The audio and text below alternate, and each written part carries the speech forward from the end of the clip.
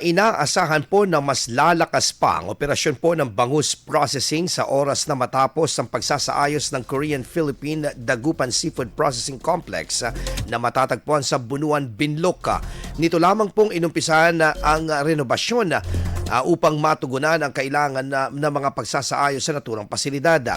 Sakaling matapos na, tiwala ang lokal na pamahalaan na gagandang trabaho at kitaan ng mga local bangus deboners sa lungsod ng Dagupan. Katuwang ang Department of Agriculture, Bureau of Fisheries and Aquatic Resources ay nagpapatuloy ang mga programa na may layuning palakasin ang agri at aquaculture sector sa lungsod maging sa buong Ilocos Region.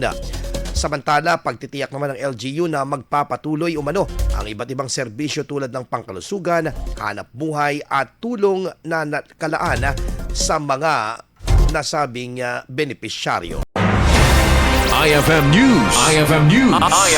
IFM.